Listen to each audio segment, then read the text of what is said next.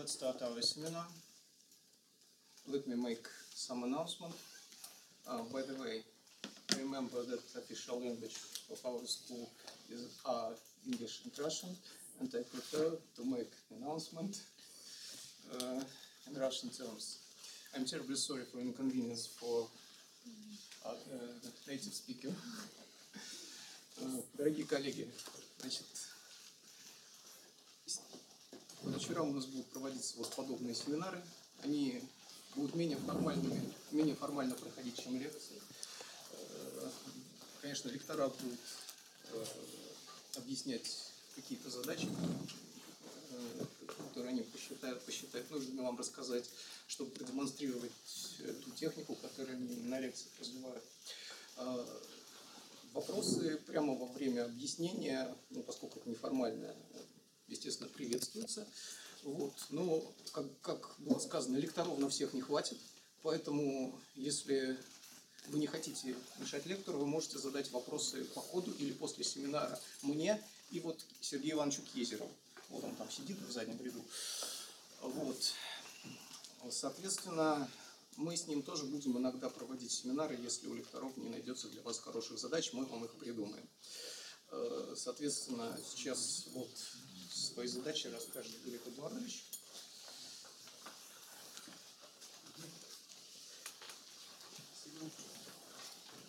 If you allow me, I continue in English in order to make it understandable to my colleague who's here. My proposal is the following.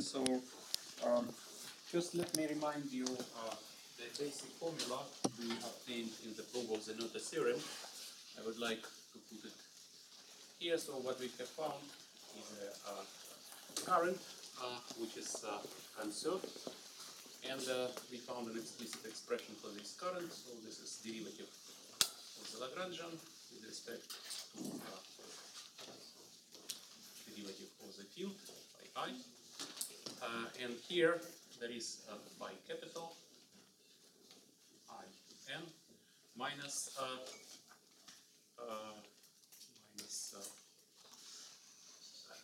x capital with an index mu n multiplied with the Lagrangian, multiplied with the derivative d here, derivative d mu by I. Bracket is closed, and then there is an extra term minus Lagrangian x capital mu n, and possibly there is also a contribution of the boundary term under mu. And I propose to actually discuss various questions you asked during my lecture.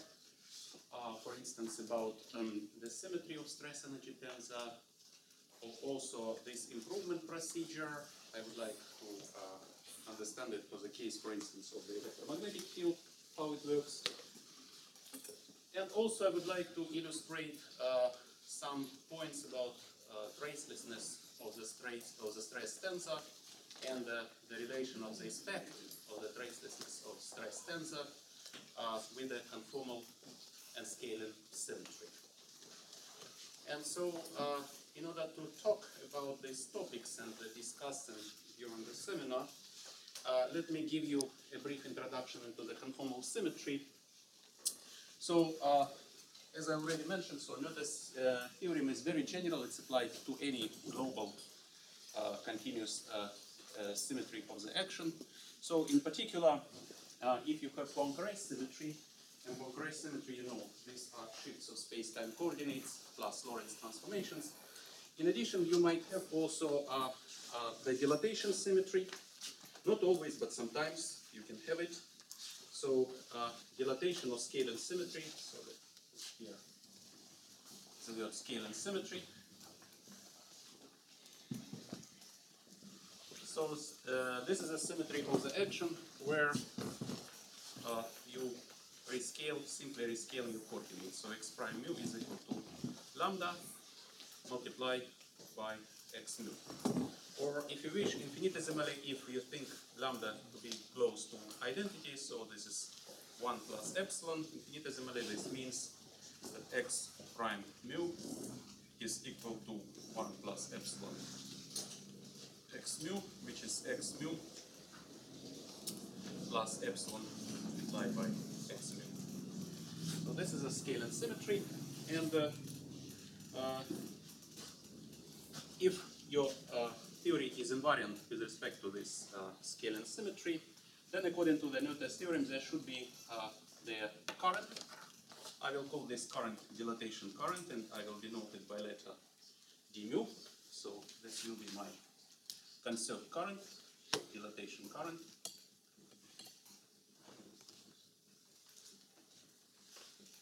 And to get the dilatation current, say for instance for the case of a scalar field, so if we consider a scalar field, that means that this object transforms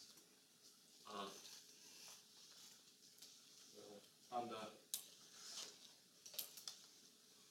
Okay, so this is now I have to define the notion of conformal scalar. So conformal scalar.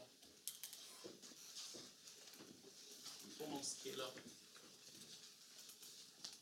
This is an object which transforms under dilatation in this way.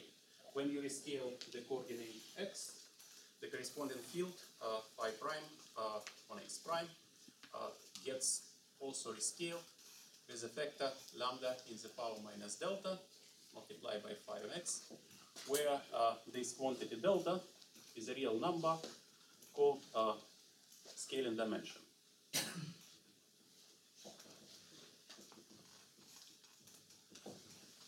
Scaling dimension, and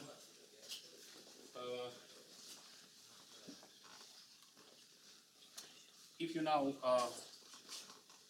consider this lambda to be small, so this is 1 plus epsilon in the power minus delta phi on x, then this is approximately is phi on x minus delta epsilon multiplied by phi on x, for epsilon being small.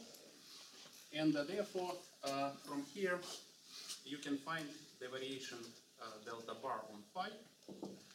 So what you do, you just plug in here x prime, the value of x prime. X prime is given by epsilon x mu, so you get phi prime on x mu plus epsilon x mu.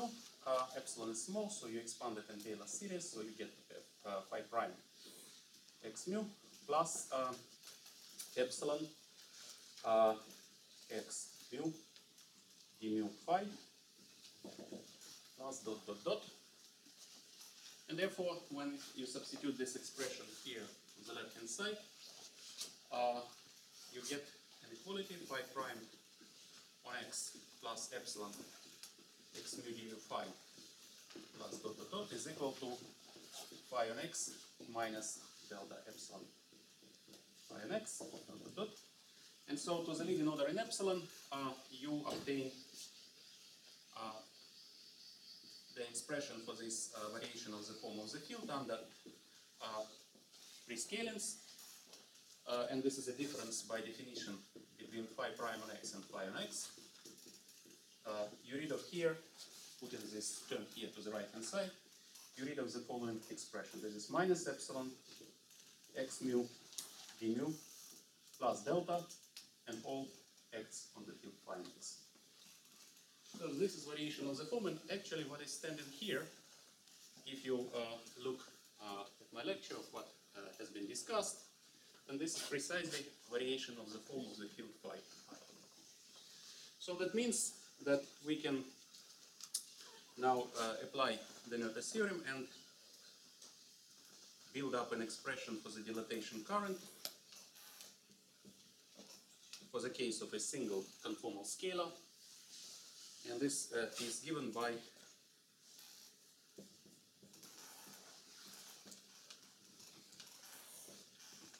this formula here, minus Lagrangian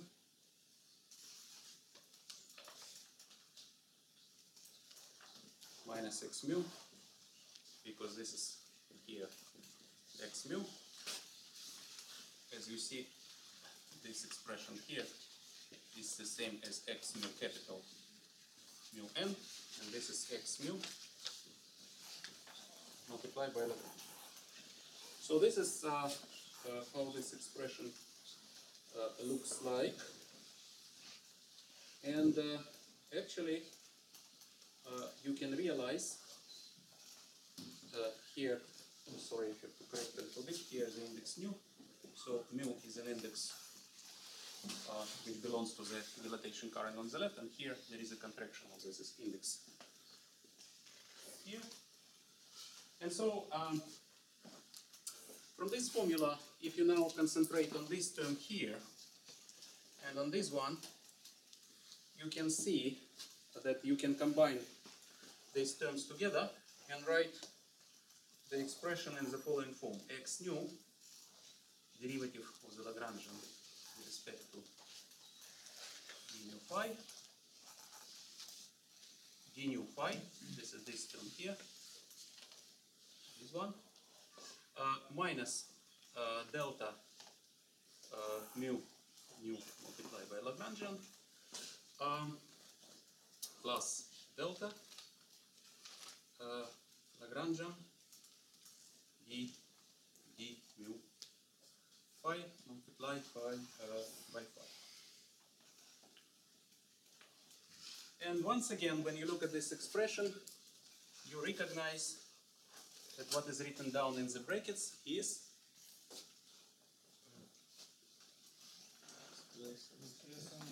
stress energy tensor for the scalar field, precisely. So what we get for the dilatation current is therefore the following expression: d mu is equal to x mu, stress energy tensor t mu, plus an additional object here, which depends on this index mu, and therefore which is a vector, and I denote this vector by k mu. So sometimes people call this object here, they give it a name, virial current. It does not really matter how you call it, but sometimes you see in the literature that this is the way people call this object. And now let's see, if you have such an expression here, and again you apply, you would like to consider the conservation law, and you know that this object must conserve because of the equations of motion, and this is another theorem. So this equation must be satisfied, and you differentiate first x nu, you will get here t mu,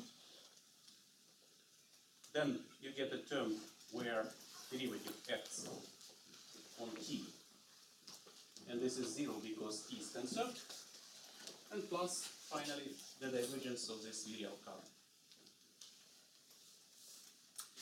And therefore you see that the statement about vanishing of the derivative, or if you wish, divergence of the dilatation current is equivalent to the statement that the trace of the stress energy tensor is equal to divergence of some vector k mu.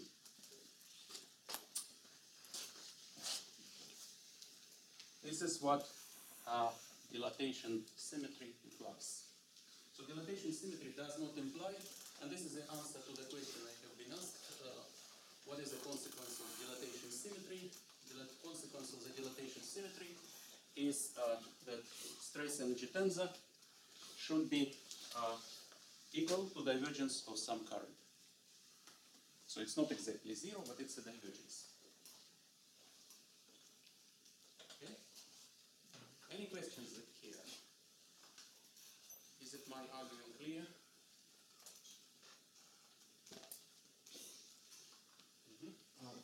Dilatation symmetry and scaling symmetry are The same same, thing. synonyms. Okay. So this is the same as to say dilatation. How people say, sometimes they say dilation, even. I don't know exactly dilatation is with the same scale. This is synonyms.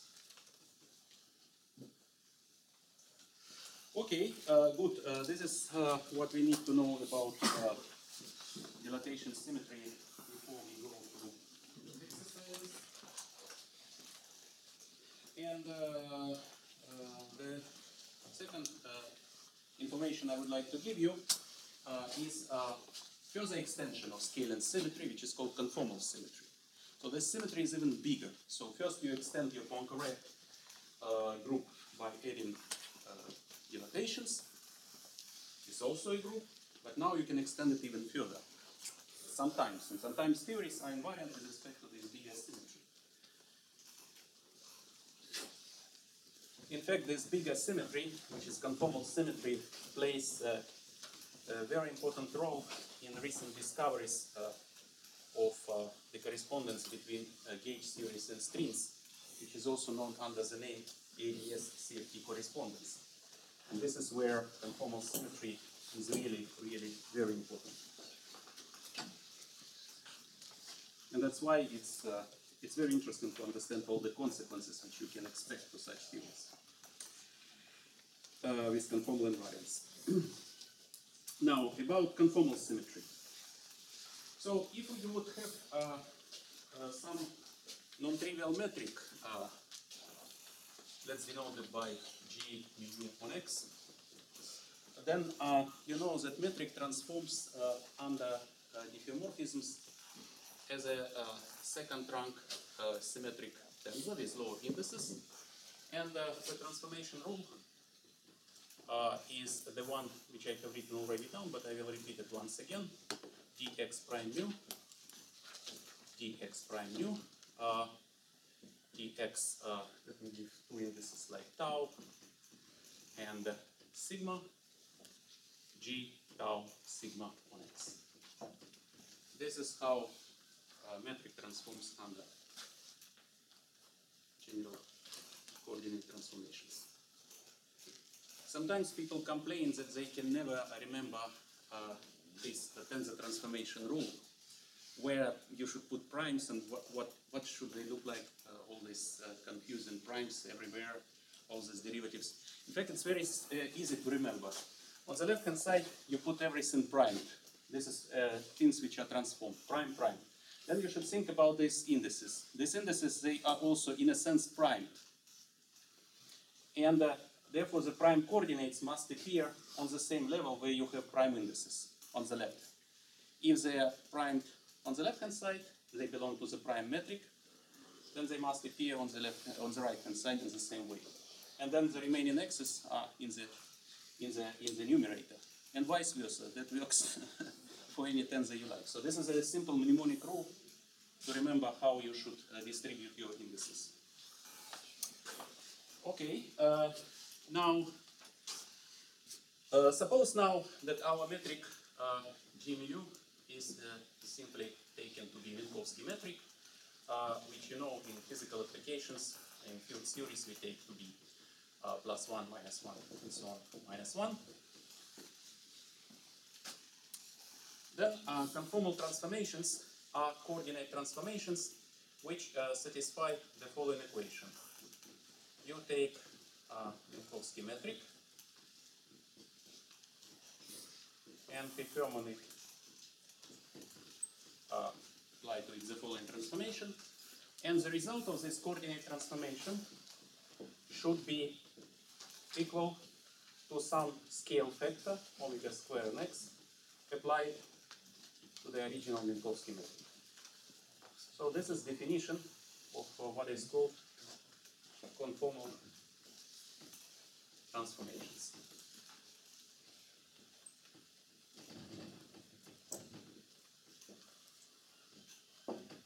So all those coordinate transformations which satisfy these equations, they form a group, and this is a group known as a conformal group. This is the definition.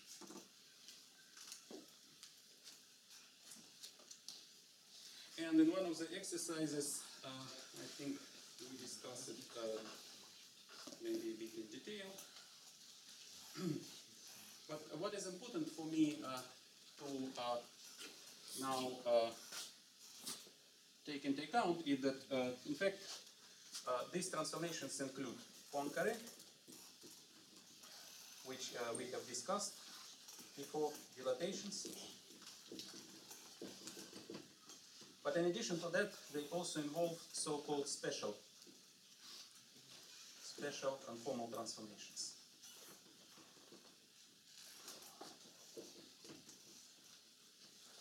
And this is these non-trivial transformations which extend original Poincare and dilatation invariance. So, I can write various forms, but let me just specify here the infinitesimal version. X prime on mu is equal to x mu plus 2x mu minus x squared eta mu epsilon mu. So this is an infinitesimal version of these conformal transformations, and these conformal special conformal transformations parameterized by parameters epsilon mu. So to make the first simple exercise, let's count how many conformal transformations we have for the four-dimensional space-time. So suppose we are in 4 dimensions, and suppose we have a theory which is invariant with respect to these conformal transformations. How many non-trivial transformations do we have? In other words, what is the dimension of the conformal group in this case? In the case of the four-dimensional space-time.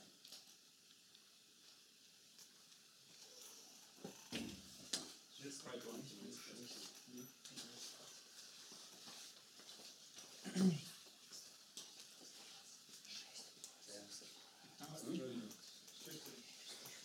Yes.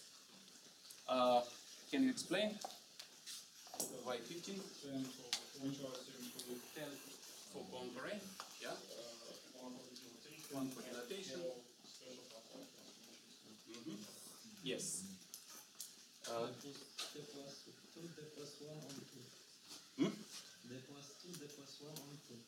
Yes, that's right. In 2 dimensions? Infinity. Very good. So you know the answer. Do you know how to derive this? Yeah. Good. So you will come to the blackboard next. Let me finish my explanation, and you will show us this very important test. Now, if you have infinitesimal version of conformal transformations given by this formula, you can, so for Poincare symmetry we know this is a stress energy tensor which is conserved, tensor of angular momentum. Dilatations I derived the current, and what we are missing is the current for special conformal transformations. And so this current I denote also by letter k, but now this letter carries 2 indices, mu and nu. With respect to index mu, this current will be conserved, will satisfy this equation, and nu will enumerate all these non-trivial conformal transformations. So this current carries 2 indices. And I will do absolutely the same derivation as I did for dilatation current. So I consider infinitesimal version, compute these objects, phi capital X capital, plug into this formula, and I find for this current the following result. And you can check my derivation. So what I find is x mu, x rho, again stress tensor, p rho, t mu rho, minus x squared t mu mu.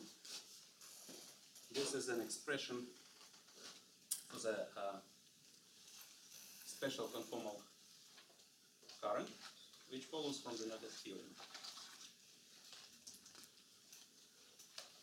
And now you apply to this current the same, you do the same, you play the same game. So you hit it with derivative d mu. And well, you have to differentiate this x nu, x rho, x squared. Stress energy is conserved. And what you find at the end is the following expression: 2x mu t mu mu minus t mu mu plus 2x mu t mu mu.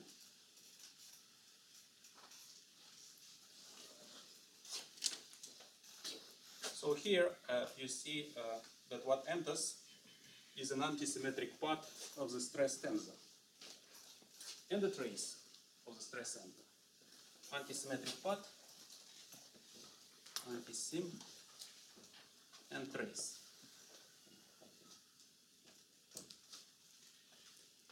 And suppose now you are in the fortunate situation where you can improve your stress tensor. If it was not symmetric, you can make it symmetric. Suppose you are in this fortunate situation. Then this term vanishes in the symmetric case. And you see that the conservation of the current corresponding to special conformal transformations is equivalent to the statement that on shell means with the satisfaction of the equations of motion, conservation of this current is equivalent to the tracelessness of the stress tensor. And I think that was also one of the points which I wanted to stress in the lecture. So from here, conservation of the current is equivalent to T mu mu is equal to 0. And you see that this statement is stronger than this one. It's a stronger statement. If your current, if you can, with all your possible improvements, you can reach such a situation that the trace of the stress tensor is proportional to the divergence of some virial current, then you guarantee that your theory is invariant with respect to dilatations.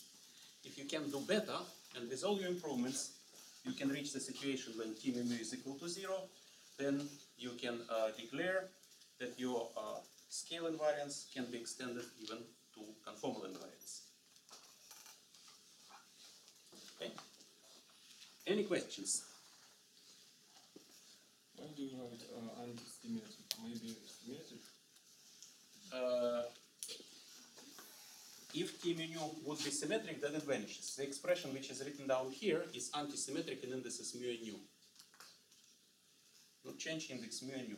Denote this tensor as theta mu nu. If you change indices mu for nu, this tensor will go to minus theta mu nu. That's why I call it antisymmetric means T mu nu. Would it be T symmetric? Its antisymmetric part is equal to 0 because it is symmetric, and by definition, right?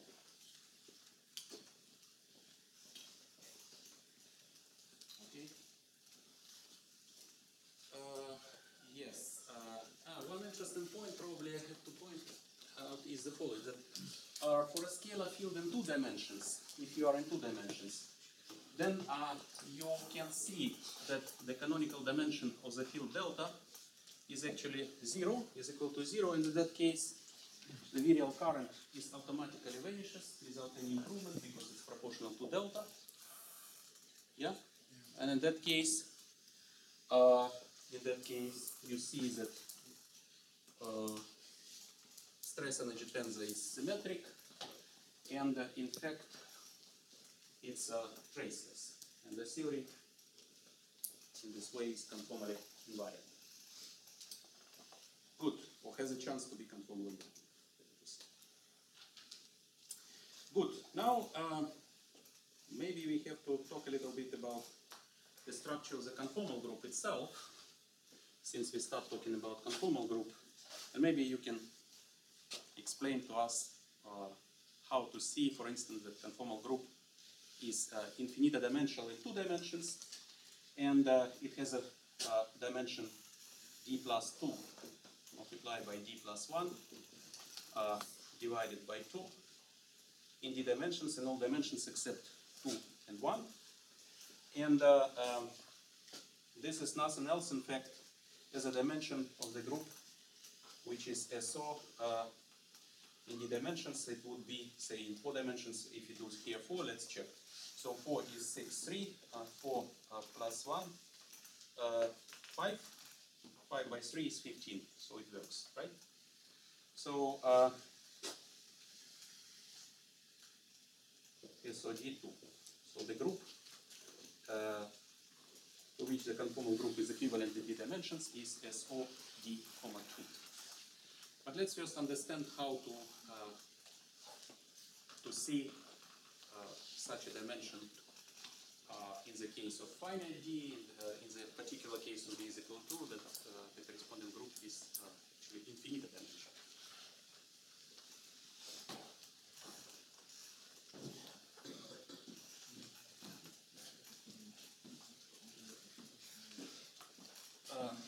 So, in 2 dimensions, it is easy to see that the conformal group is infinite dimensional. If we write the metric,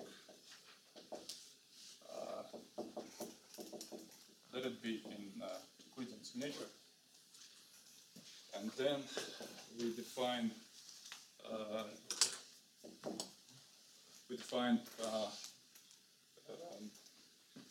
complex coordinates like this.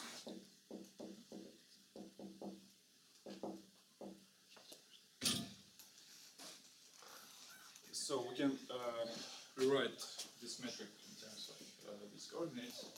So actually, this is just a simple way how to see that the conformal group in 2 dimensions is infinite dimensional. In fact, we may just write down these equations and try to solve it just by brute force. And actually, in d dimensions, it works. But here, you are using also Euclidean metric, but it does not matter. yeah, we can just make a quick rotation here. Yeah. And then it's good also to write ds squared. On the left hand side, ds Yeah, squared. sure. Thank you. And so our metric now takes the form just dz bar over 2. Yes, With 2, yeah.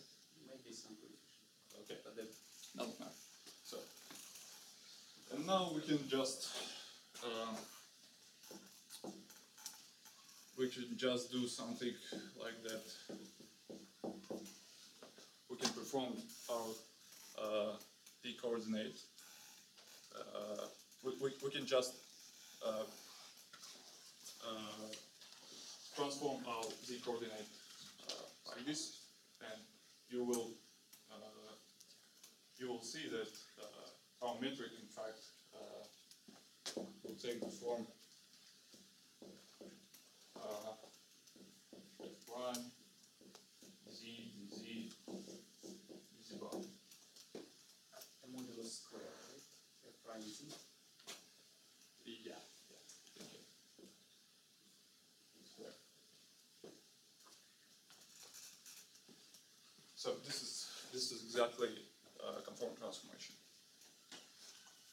Because why is it infinite dimensional? Because f now is just some function, any function. Okay. Good question. Actually, yes. And this property will be used to define Gauss-Sorel generators in a very simple way. We just expand our function in Lorentz series, and the polynomial of this Lorentz series will define our Gauss-Sorel, so-called Gauss-Sorel generator, just by like this, z and dz. Okay.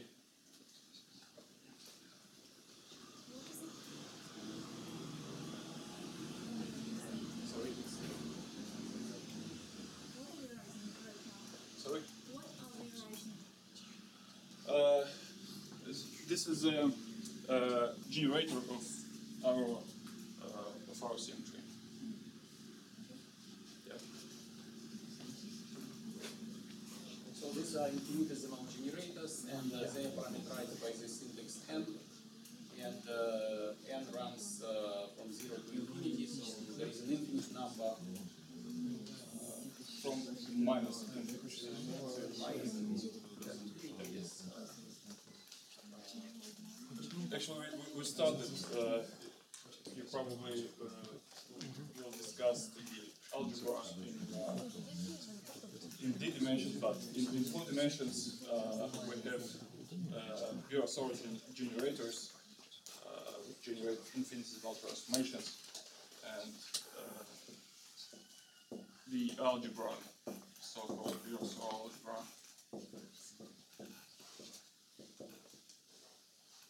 So this is a conformal algebra in 2 dimensions. Okay. So strictly speaking, this is called Witt algebra. Yeah. The name Right. Witt, and Virasoro, you get non-trivial central extension here, right hand side. So the name of this is Witt. Thank you. Okay, so is it clear here? It's a very simple way to indeed show that the corresponding conformal group is infinite dimensional. So basically, you do holomorphic changes of coordinates. Z goes to function of z, not of z bar, only a function of z. But still, you can do infinite number of such transformations, because here the function f is arbitrary, and you see that the metric indeed is changed just by a scalar factor. So the effect of such diffeomorphisms results into overall rescaling of the metric. And this is how conformal group actually works in all dimensions. Good. Now, in theoretical physics, we do various kinds of crazy things, and sometimes it's very helpful to go from dimension d to arbitrary, from dimension 4 to arbitrary dimension d.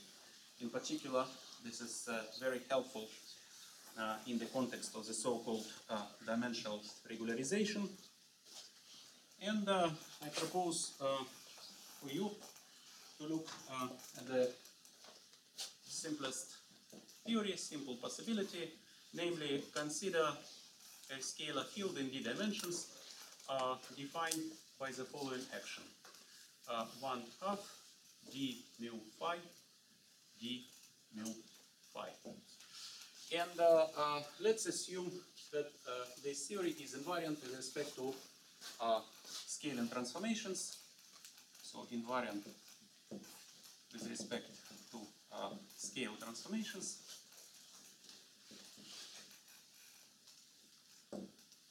So the question is, what is then the scaling dimension of phi? What is the scaling dimension? So in other words, which scaling dimension we have to associate to our field phi in order for this action to be invariant with respect to dilatations.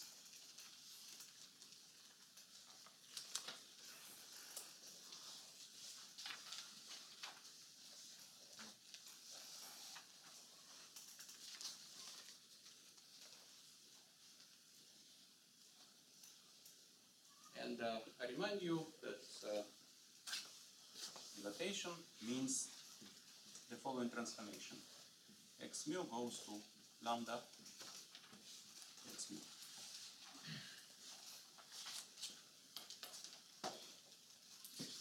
Maybe someone would like to do a calculation on the blackboard. It's a very simple calculation.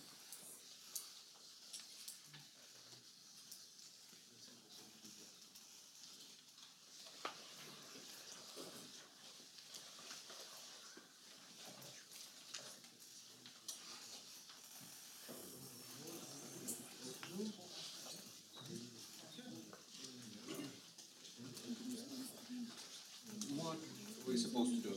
Yeah.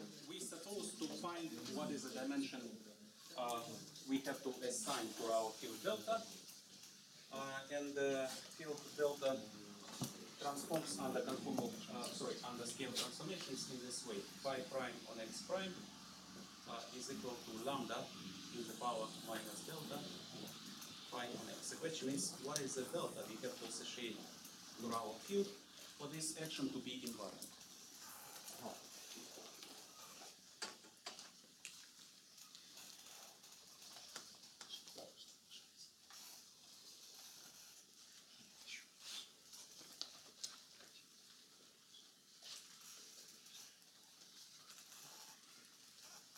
I have only very simple ideas, like if Yeah.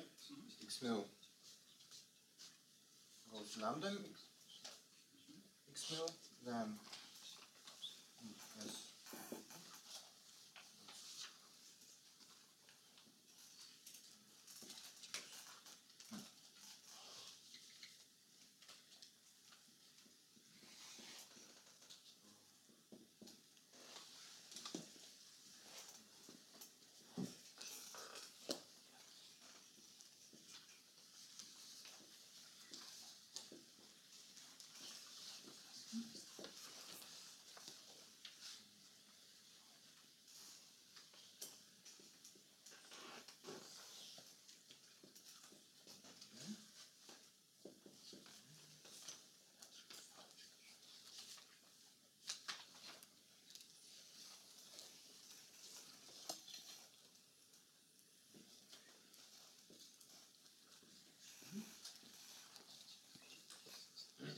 And this should be equal to this s, and so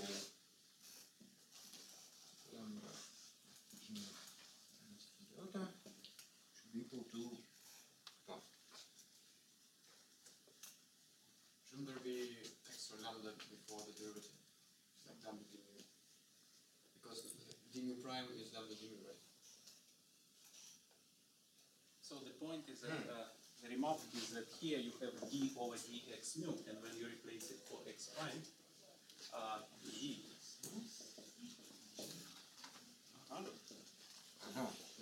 Yeah. And Same thing.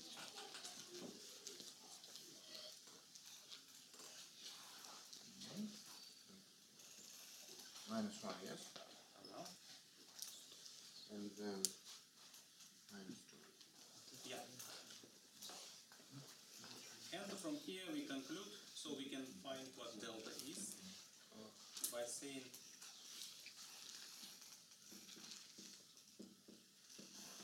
that this is equal to 0, and where we have d minus 2 over 2.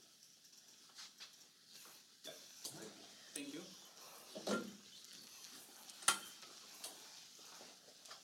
So you see for d is equal to 4, delta is equal to 1, which coincides with the canonical dimension of the field in 4 dimensions. Yeah. Now I'll tell you something interesting, very interesting, related to this story of scale invariance.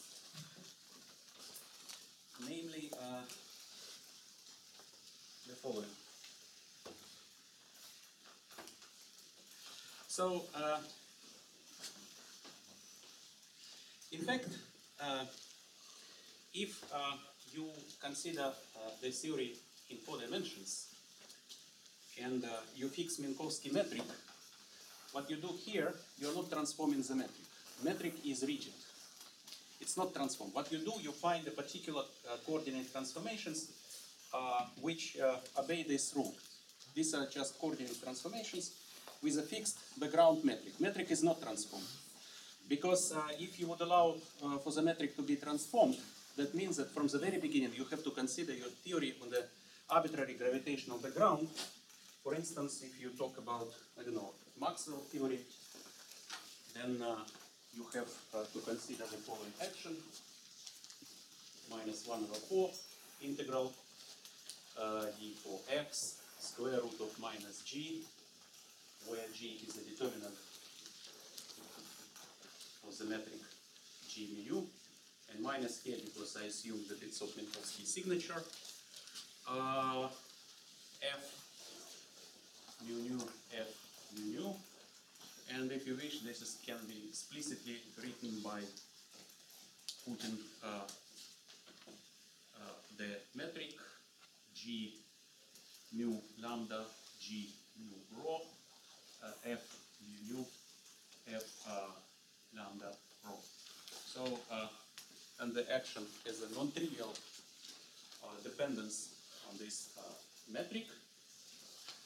And in fact, if you allow for a change of the metric, then this statement about conformal symmetry does not make much sense, because then this symmetry is a part of diffeomorphisms, but this action is constructed in such a way that it's invariant with respect to arbitrary diffeomorphisms. Diffeomorphisms, by definition, are simply coordinate transformations. When I say diffeomorphisms, it means coordinate transformations. And the action on an arbitrary gravitational background, of course, is always constructed in a way that it respects such diffeomorphism invariance. So that means that this statement, you don't, if you want to talk about conformal symmetry on the flat background, you fix forever your metric, and then you restrict yourself to the transformations of the particular type, defined with the help of this Minkowski metric, and then your theory on a fixed background, which is this Minkowski space-time, it with this extra symmetry defined by these solutions of this equation. What makes sense on an arbitrary gravitational background is to talk about another, or U symmetry, which is called Weil symmetry. Weil symmetry, and first I define it, and then I will tell how it's related to conformal symmetry, how to understand it in the context of this arbitrary gravitational background. And Weil symmetry is a symmetry where you take your metric g mu on x, and you rescale it by some factor which depends on the point x. So this is what is called Weil transformation. And if you have an action which also non-trivially depends on some fields, for instance on the Maxwell field or on scalar field, you also associate a non-trivial transformation law under Weil symmetry to these fields. So yeah, maybe I will write the global, not infinitism, but just a global transformation law. So what I'm doing is that I'm saying that I define a new metric G prime, mu at the same point x, by simply rescaling my original metric with an arbitrary function of space-time coordinates, and simultaneously I allow myself also to rescale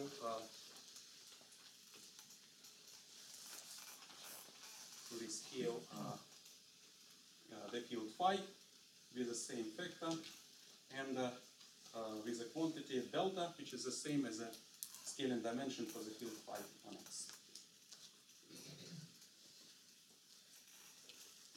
It's a new type of symmetry, because this is not diffeomorphism symmetry. Or at least it's not always diffeomorphism symmetry.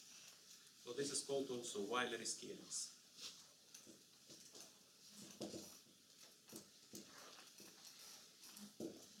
And quite remarkably, you can prove the following theorem, that for unitary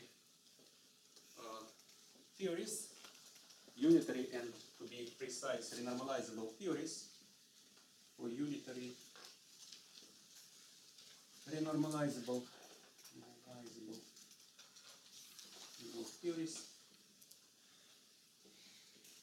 while invariance on a curve background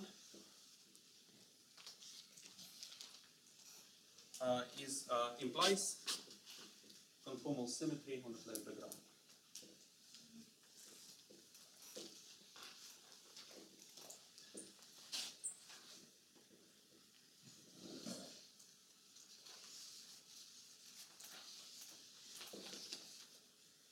So that means that if you go away from Minkowski space-time and produce an non-trivial metric such a way that now your theory, defined on this gravitational background, is invariant with respect to the Weyl transformations. It guarantees that when you return back to the Minkowski space-time, the theory will be invariant with respect to conformal transformations. And it's a bit tricky to actually construct such a theory, which should be invariant with respect to the Weyl transformations. For the case of a single scalar, such theory does exist, and actually plays an important role in various applications, and it's constructed in the following way. So the action, which is now a functional of the metric and say scalar field phi, is given by the following formula. So this is integral d dx. I'll do it in d dimensions, just to keep generality. Square root of minus g, 1/2 d mu phi, plus the following term, d minus 1 divided by d minus 2, sorry, d minus 2 divided by 8 d minus 1 multiplied by Riemann scalar r multiplied by a square of field phi of such an integral formula.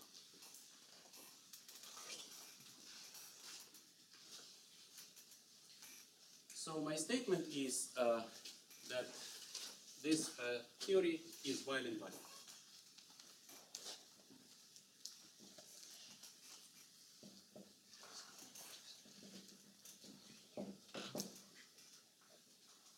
Okay. Shouldn't use covariant derivatives over This is a scalar, so it doesn't matter. Because for a scalar field, covariant derivative coincides. And the last term actually vanishes for d is equal to 2, you don't need. By the way, from d is equal to 2, if you add such a term, then the theory will be invariant with respect to local rescalings of the metric, which also enforce such a change of the field phi. Okay.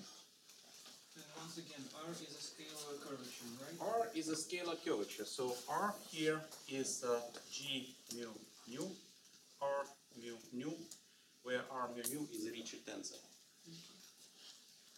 And the Ricci tensor is a contraction with the metric of the two components of the Riemann tensor.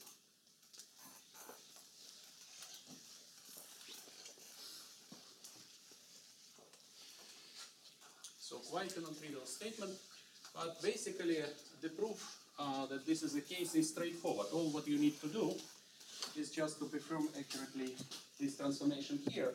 And the presence of the second term here is related to the fact that when you will be rescaling the field phi with something local, which depends on x here, there appear non-trivial derivatives, d mu omega. Now it's a local rescaling, so you will get extra terms, d mu omega, and you need somehow to cancel them out. And of course, suspicion is that they will come out from this term in order to cancel what we get from here. Okay? Maybe somebody would like to try to derive this.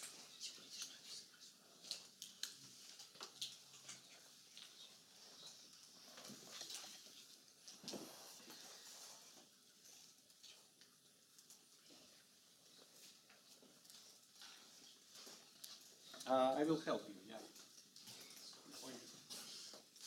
Because it's sometimes at a certain point it becomes a bit tedious, but let's at least see how obvious terms change under such a transformation. We just look now at this term. Yeah.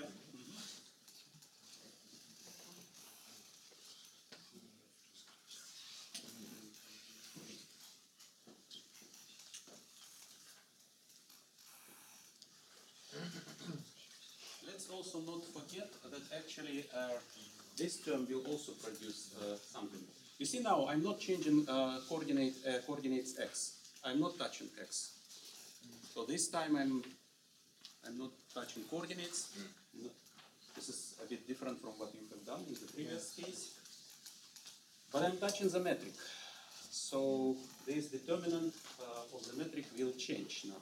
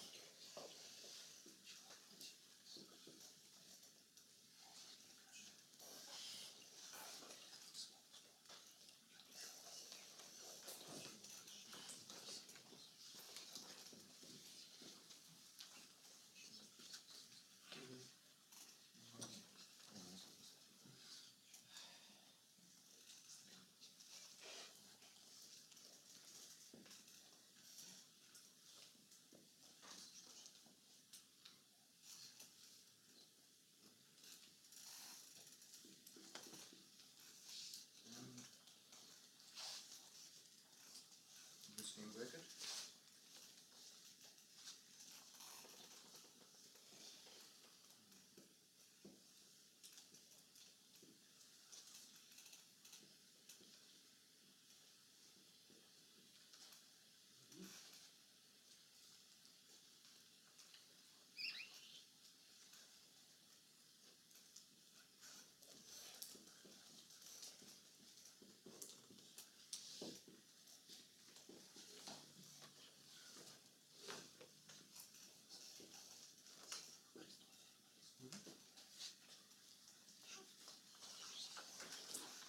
And now the extent.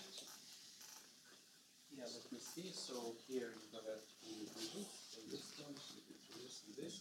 Now we can expand and collect the terms in this.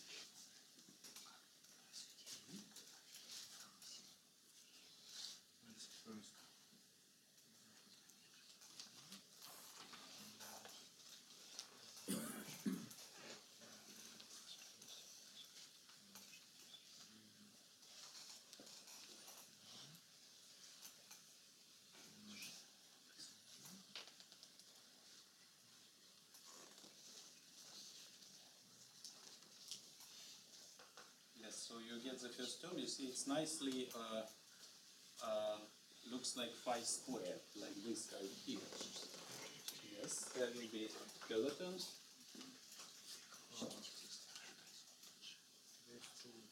These two produce 2. Oh, no, we have. No, this is top and bottom. It doesn't matter, we can trace them with the metric G min. So they will contract, they must contract because we work with an invariant diffeomorphism invariant action. They must be properly contracted.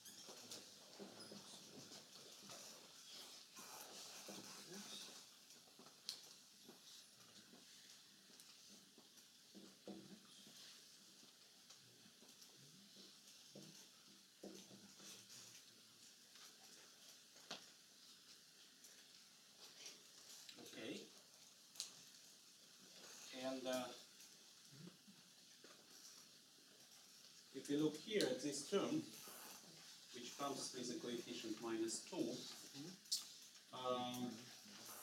we can actually nicely transform this d mu phi multiplied by phi. If you think a little bit about this term, you realize that It's like a half of the mill. exactly. So exactly. So d mu phi multiplied by phi. This is 1/2 d mu phi squared. And then the natural step, the next natural step is to do what? Is you would like to see phi squared. So what would be good?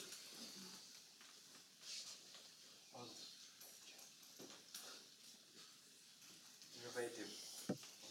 It's called integrate by parts. Yes. So we can integrate by parts. Where? This is this term here, so you are still looking at this term here. And these terms, we see that they all have here the common term, which is omega minus 2 delta. So we can take it out of the bracket. And actually, I think it is.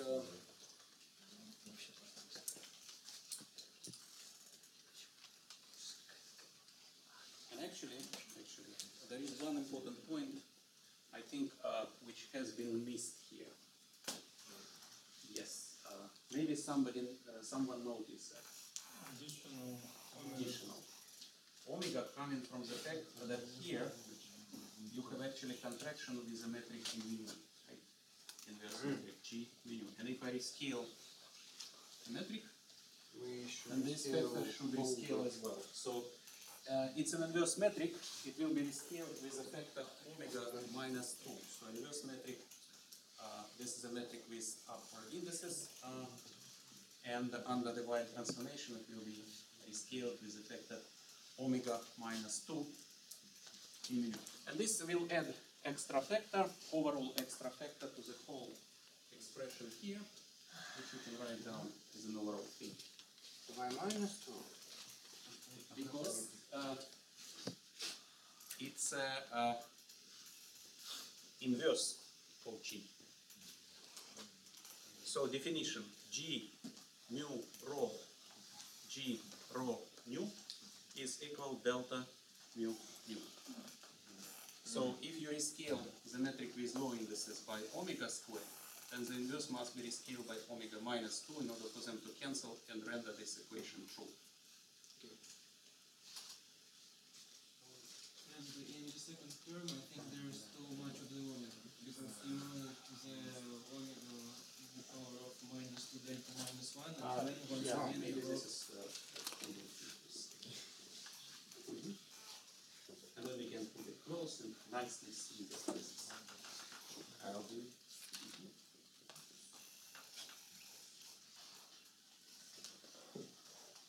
Okay, so let's now accommodate omega minus 2, then we have it here on this line somewhere, and then it goes as an overall to the whole expression here.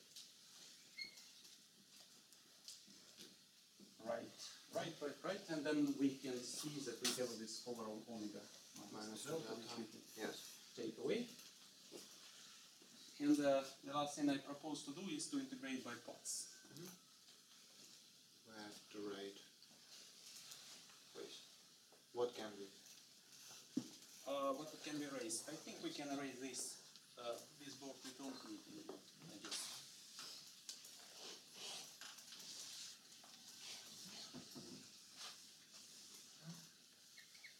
This.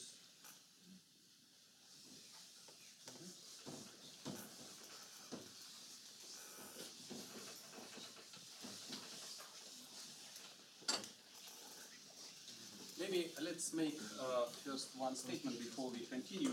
So overall factor which we are obtaining from this is square root of minus g. Yeah, so we have to ask ourselves how this is changed under this given environment. So let's first answer this question and then see. Minus G. G is determinant. G mu. So G mu is like a matrix with two indices, and we take its determinant. And now imagine that you are rescaling each element of it by omega squared. What happens to the determinant?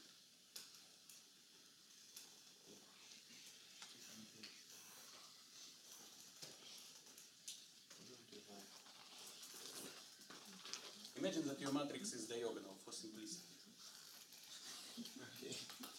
It's easy to imagine what you would expect.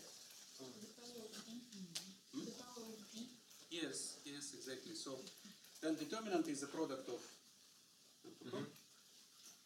and each is rescaled by omega squared. And we are in the dimensions. So Omega 2D. omega 2d. So this is how determinant will change. And now we take the square root of omega d. And D or minus D? D. D. Because our metric actually we take the determinant of Gary with indices down, so originally not with indices up. And now we write all vectors. And now we write everything. Okay. So overall vector pdx So then, p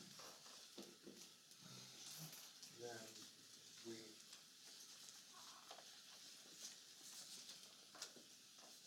So what I propose to take away is this factor here, because then we get a canonical kind of kinetic term back. So I propose to take it away, and it's overall. You see, it's standing here, here, and here. Of course, omega minus 2 will be left over here, and omega minus 1 will be left here, but it's okay. We just take this factor omega to the power minus 2 delta. So then omega minus 2 is what we have already. and minus And then, delta. yes, and then the rest is in the brackets.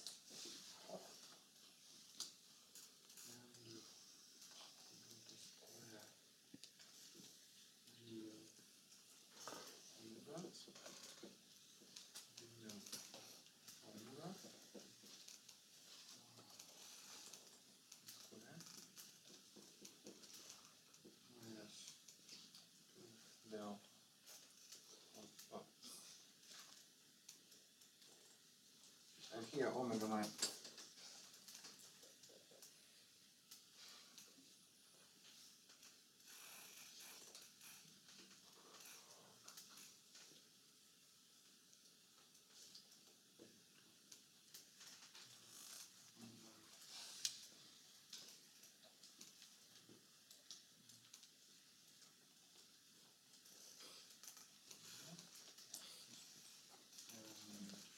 Half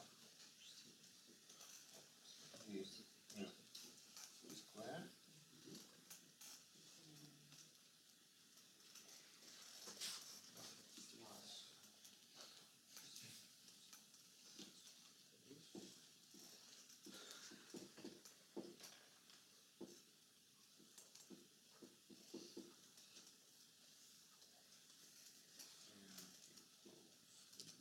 And The rest is this term here, which you can get a factor of omega from phi squared, and then you can write r on omega g mu. And I will tell you then how this are transformed.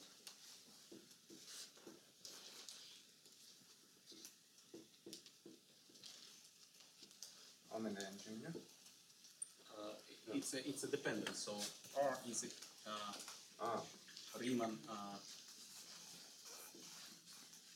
scalar, but it now depends on the rescaled metric, omega squared g mu.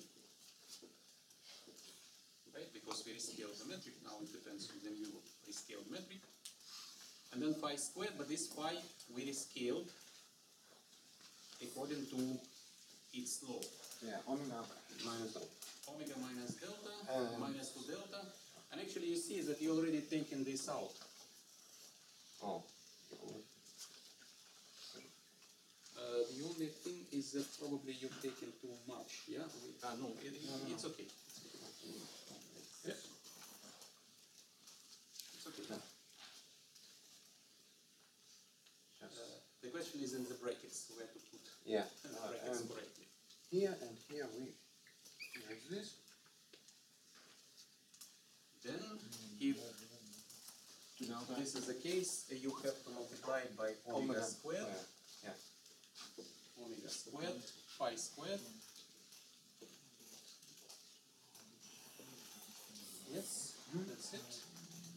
And the only point is about this 1/2, because this 1/2, where does it appear? Oh. 1/2 was, but it was around the whole expression. So here It belongs to the whole expression. I think it's simpler probably to take it away. and here we get 4. Here you get 4 and 1/2 moves away.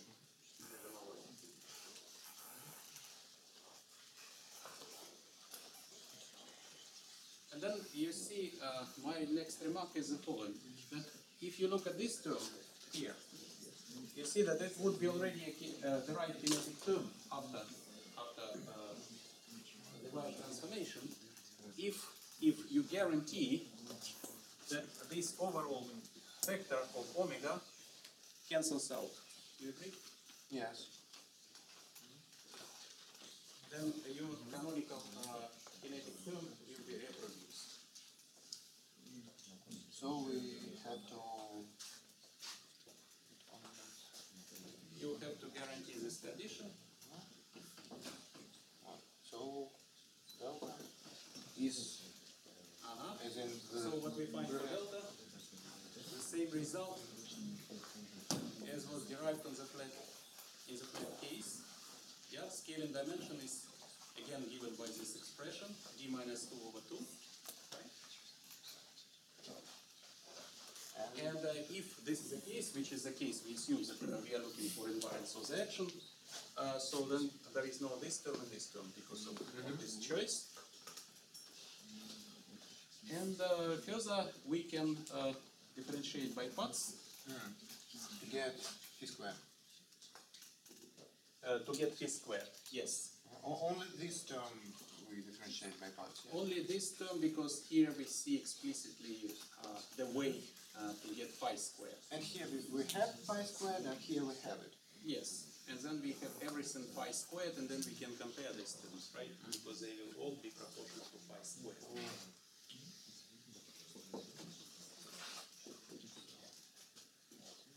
But actually, at this point, I propose you to change, for simplicity, all derivatives for covariant derivatives.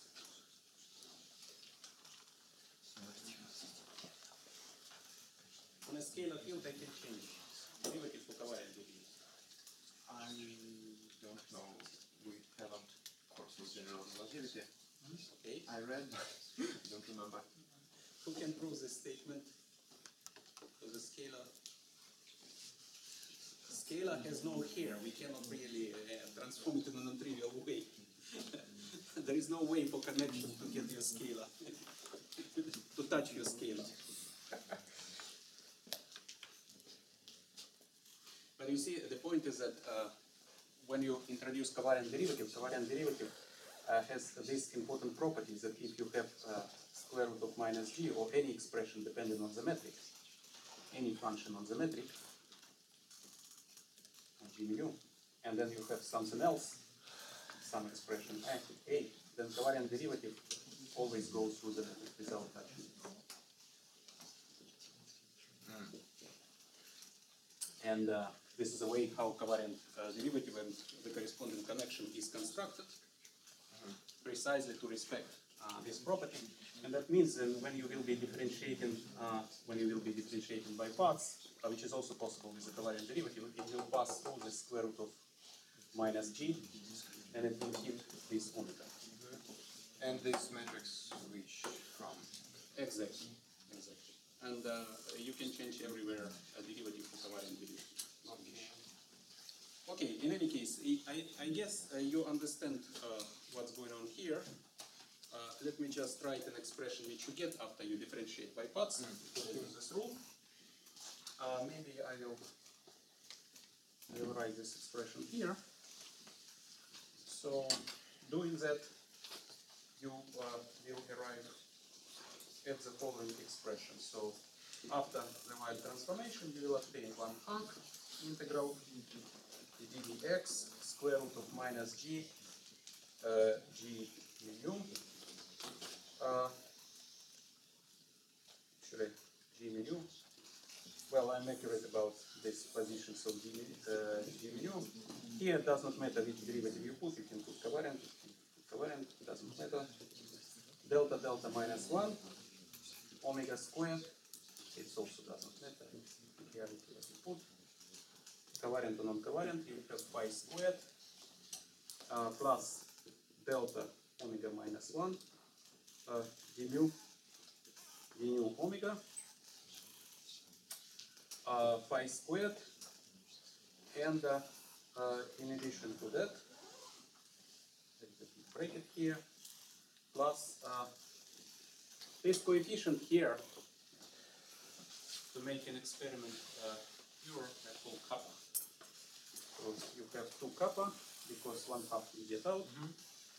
2 kappa omega squared or omega squared g pi squared.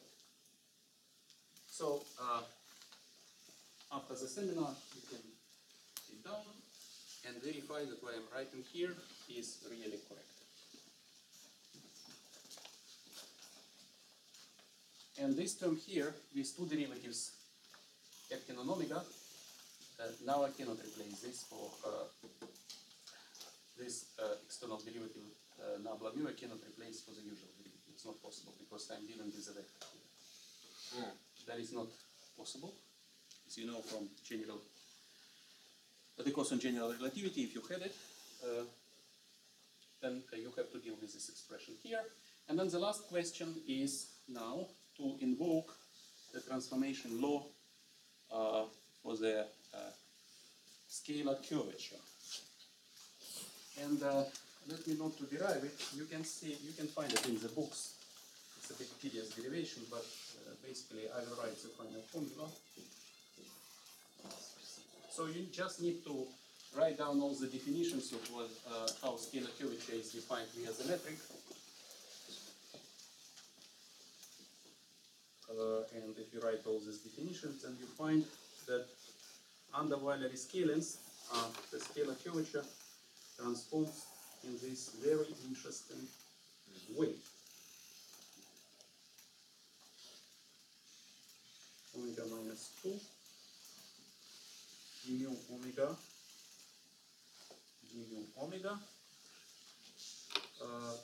minus 2 d minus 1 omega minus 1 nabla mu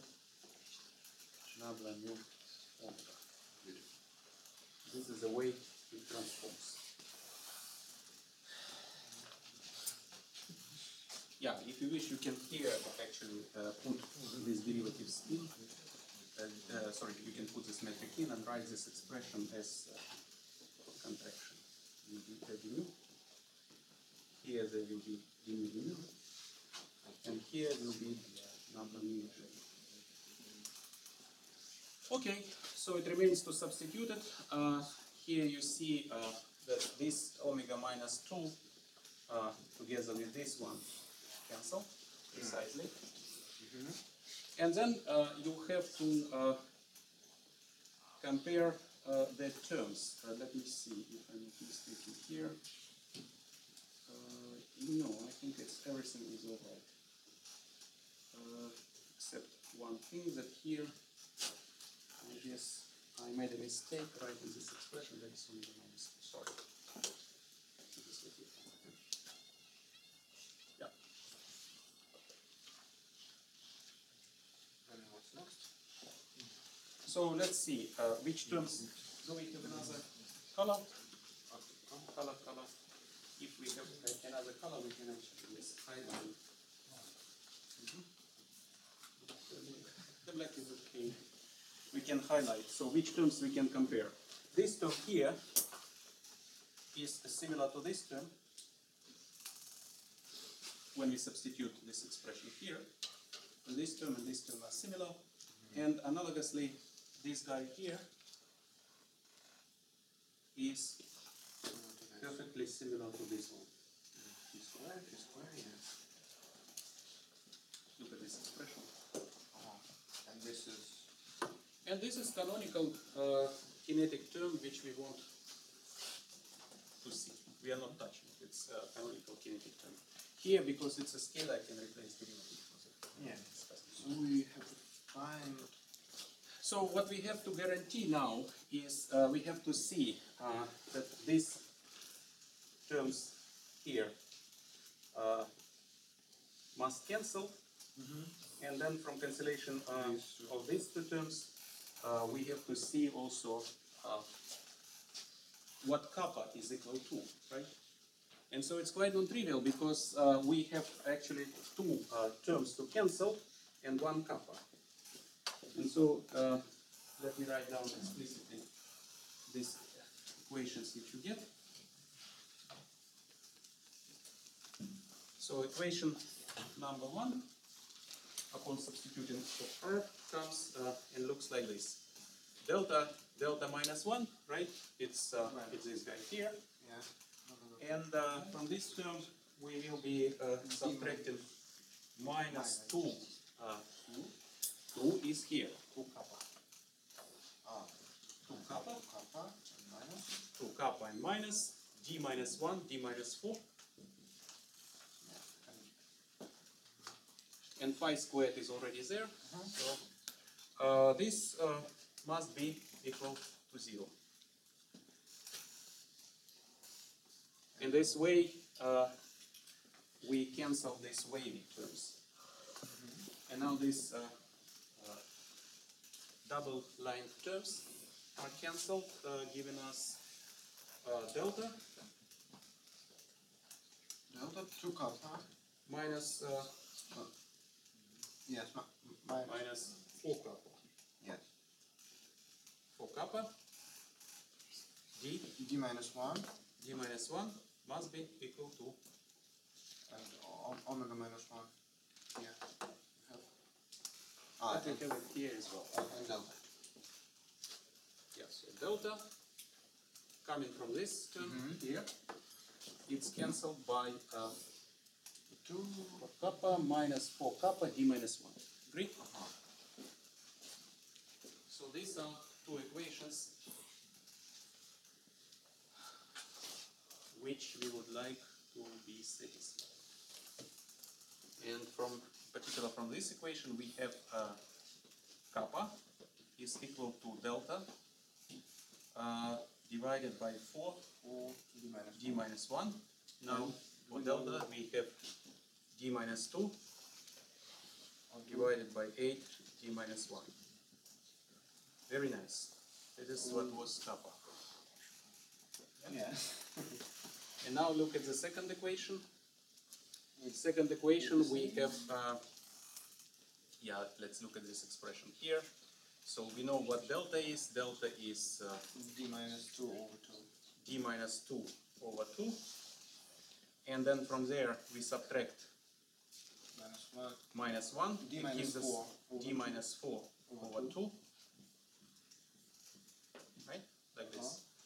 From here we subtract minus 2 kappa d minus 2 divided by 8 d minus 1. It's a 2 kappa, right? 2 multiplied by kappa Yes. by d minus 1 d minus 4. d minus 1, d minus So we cancel D minus 1 d minus 1 cancel, and 2, 8 cancel, and and then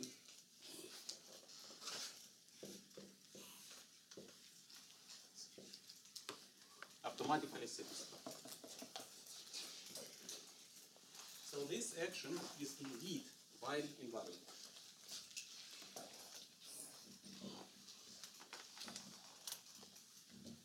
Thank you. So, could you say more about this section? Because Yeah. as far as I understand, this is some analog of so-called Yes, it is. Yeah. But how it is related to the conformal gravity, which is, as far as I remember, can be obtained by converting to viral tensors. Mhm.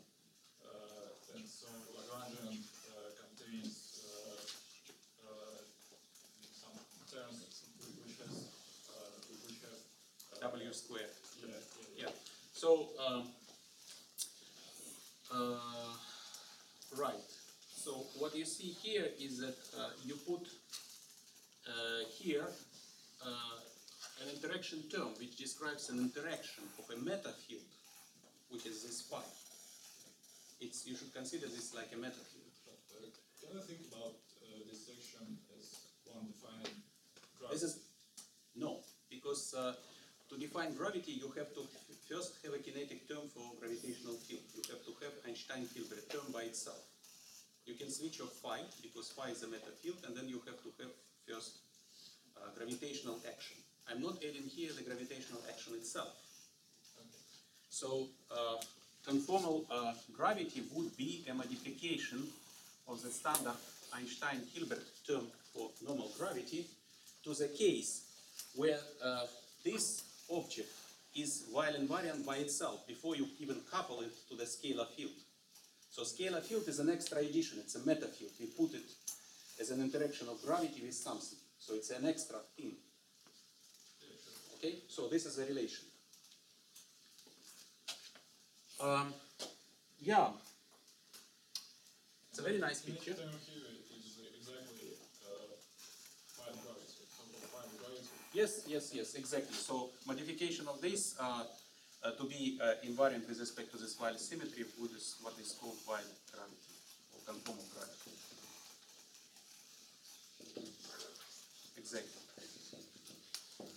And as we discussed, conformal in the case of non-trivial background is in fact synonymous of Weyl invariance. Invariance with respect to Weyl transformations.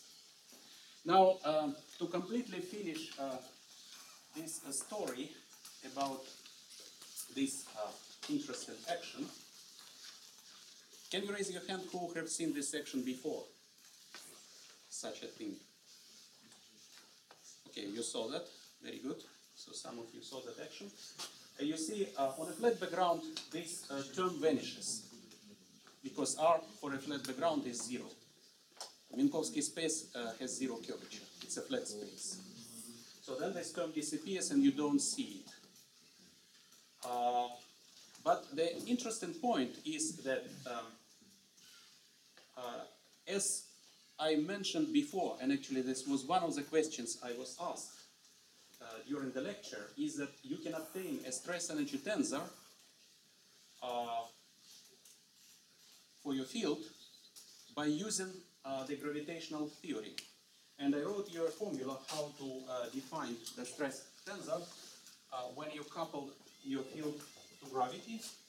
And the nice thing about this way to derive stress energy tensor is that it automatically comes out symmetric, at least for the case of scalar field or say gauge field.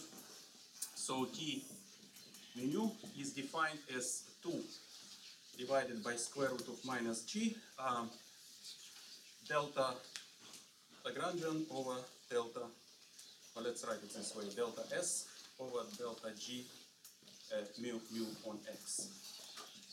Yeah, so this is another way to define the stress tensor. It comes out automatically symmetric, so it means that if it was derived from the Noether theorem on the flat space and it was not symmetric, there is a way to improve the tensor, and what you find typically is this guard which we would get from gravity in this way. So now you can repeat this, you can apply this procedure. So you can start from this section and derive the corresponding tensor T mu u by assuming first that you couple your theory to the non-trivial gravitational field, and then at the end of the calculation you can replace G mu u by eta mu, where eta mu is Minkowski. So you sort of first consider metric arbitrary because you need to vary with respect to it. And after you've done this variation, you put your metric to be flat. And then it will generate you a stress energy tensor in the flat space. And so you can start from this section now and apply this procedure. And what you find on a flat background is a very interesting expression. Namely, what you find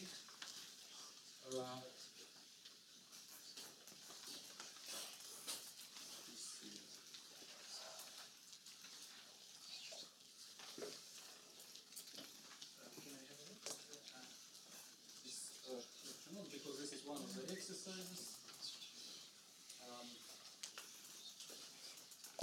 So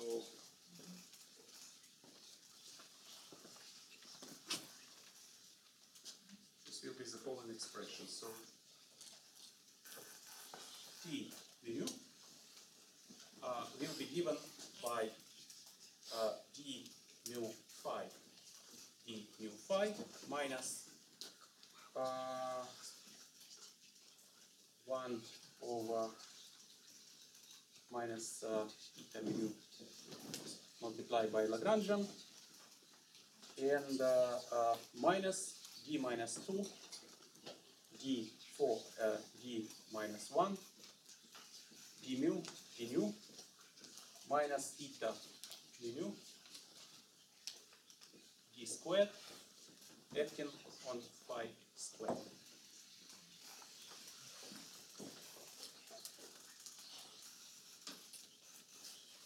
So this is what you will find.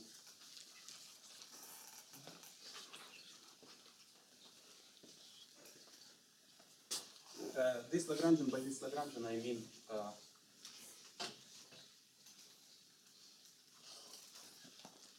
let's see what I mean by this Lagrangian. It just means 1/2 0 phi 0 phi. So there is a certain so if you would work with the Noether theorem and apply Noether theorem, then what you would derive would be this expression, which is an expression for the canonical tensor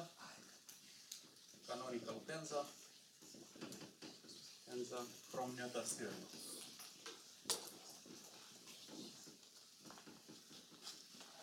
But the presence of this term produces an effect on the derivation of the stress tensor.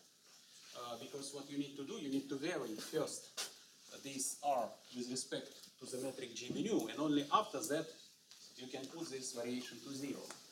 And this leaves behind, even if you go to the flat background, it leaves behind some effect. And this effect is an appearance of this extra term, which you can think about as being an improvement term I mentioned in the lecture. Improvement term on the form. Two derivatives are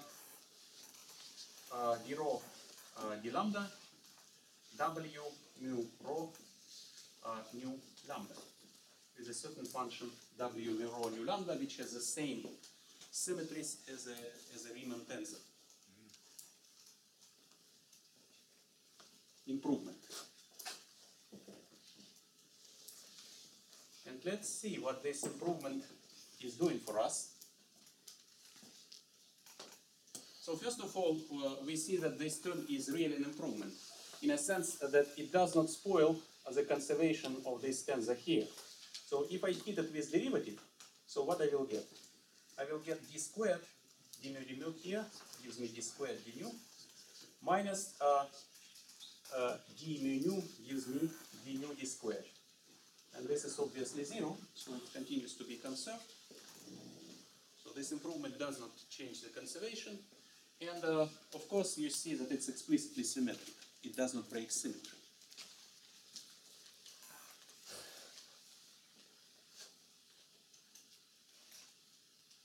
And if you wish, you can write it in the form, you can explicitly extract what W is here. If you look at this expression for a while, you understand that this expression can be represented as d rho d lambda eta mu rho eta mu lambda minus eta mu lambda eta mu rho. Is it true what I said? No. Eta mu, sorry, eta mu minus eta rho lambda.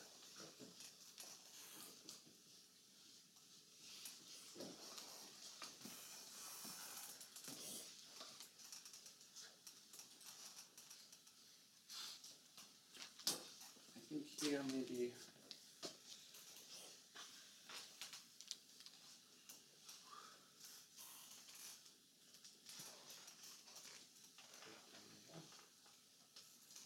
okay, think about it. I think I'm making here some mistake, but yeah. Make a calculation and try to find this expression for W. I think I'm making some mistake here.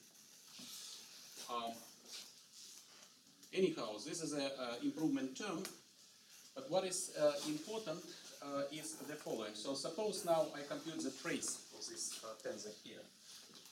So T mu mu. What I will get? So from here I get d mu phi, d mu phi. This is already of this type, d mu phi, d mu phi. So from here I get 1, and tracing eta gives me d over 2, so minus d over 2. And you see that canonical stress tensor is not symmetric. Yeah? This is canonical tensor, and sorry, it's symmetric, it's not traceless. I took a trace of it, and I see that this is what would be a trace of the canonical tensor. And you see that the trace is not vanishing. It's not vanishing. But let's now look at this term here. So taking the trace gives me minus d minus 2 divided by 4 d minus 1. And here I get 1 minus d squared acting on phi squared. And d squared acting on phi squared can be written in the following way. So it's d mu acting on phi squared, and I can act explicitly on the phi squared. So d mu first d mu phi multiplied by phi twice, right? And then I apply another derivative. But when derivative d mu acts on the field phi, I get box phi, but box phi is an equation of motion. An equation of motion I'm allowed to use. So box phi is equal to 0 is an equation of motion for this scalar phi. This is an equation of motion which follows from this Lagrangian on a flat space. Yeah, when you vary with respect to phi, you just get box phi is equal to 0. And so this term I neglect, but then there is twice d mu phi, d mu phi. And let's now look at the coefficients here. So this term cancels this 1 and leaves a plus sign. 2 cancels 4 and leaves 2. And then here I get 2 minus d divided by 2. And you see that this term then perfectly cancels this one. And so the corresponding tensor T mu mu derived in this way appears to be automatically traceless, which reflects the fact that your theory is conformally invariant on the flat background. But we derived this T mu mu by using the fact that on the curved gravitational background there is this extra term. So we cannot put straightforwardly this expression in Minkowski space. We of course can, yeah, we can do whatever we want. But we will not obtain this very interesting effect of improvement in this way. So it means that we have to work, we have to apply a guesswork in order to find such an improvement term. Basically take it from the ceiling, from our head. But here it comes out automatically. Of course you have to work very hard to show that this is while invariant and then it exists. Okay, this conservation of difficulties you always have. Any questions?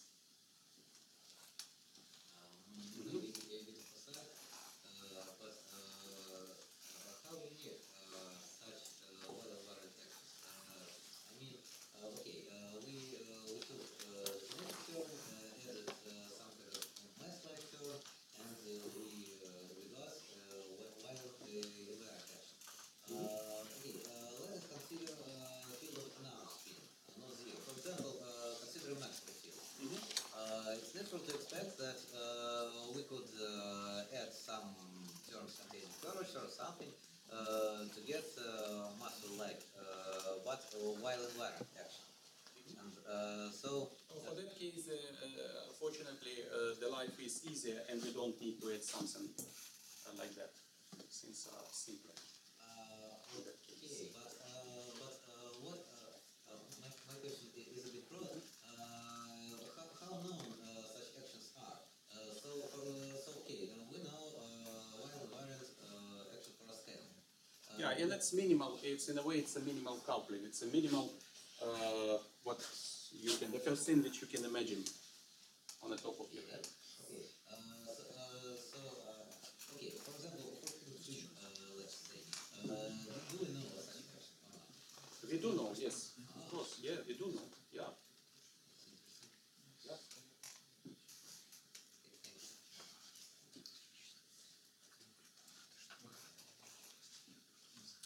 You see, the very important point always is that what I'm telling you here is a story about classical field.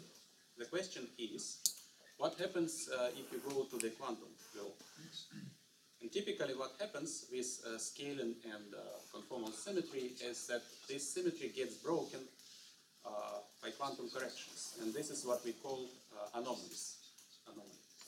So in the case of conformal symmetry, typically what you get is a conformal anomaly. There appears anomaly in the fact that T mu is not anymore zero, but there is a non-trivial right-hand side in the quantum theory, so you get anomaly. But still, there are some peculiar theories which do not receive a conformal anomaly, even in the quantum case. So there are quantum conformal field theories. This is a statement. Quantum conformal field theories do exist, where conformal symmetry survives even at the quantum level and you don't get conformal anomaly. So it's like an anomaly or anomalous dimension in string theory, right? Anomalous dimension, this is anomalous dimension. We come to this, to the exact definition of the anomalous dimension. I will talk about this when I will be discussing renormalization. Anomalous dimension is a word which has many meanings. So you have to be careful what exactly do you mean here. Anomalous dimensions can be associated to fields even in a quantum conformal invariant theory. If you consider composite fields, they still can be renormalized and get anomalous dimensions. Anomalous means in comparison to their classical dimension. In the quantum theory, dimension of the field can change due to the quantum effects. Yeah? And that's why there is a word anomalous, meaning that when you go to the quantum theory, your classical dimension gets shifted from the classical value because of quantum effects. Classical dimension, I mean, like my considerations here. There is nothing quantum in this. This is classical action. I don't compute loops, I don't compute Feynman diagrams. What's the definition of what you use, dimension of the field? Dimension of the field is the exponent in the transformation law. Phi prime on x prime is equal to lambda minus delta phi on x. This is a scaling dimension. This is my definition here today. And this is what I mean. Any further questions? Please ask.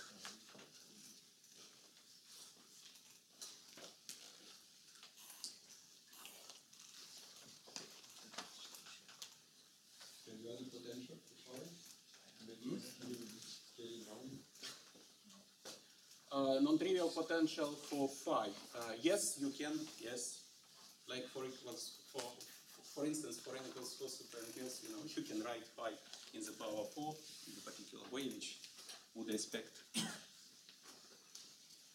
conformal symmetry. Indeed.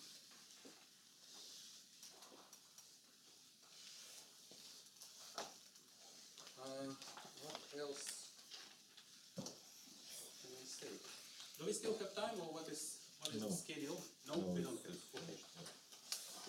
I think it's enough to give you a feeling what is the symmetries, what are the symmetries, and what are the consequences of symmetries in, at least in the classical field theory. But of course, the Noether's theorem is very important also for quantum field theory. Okay.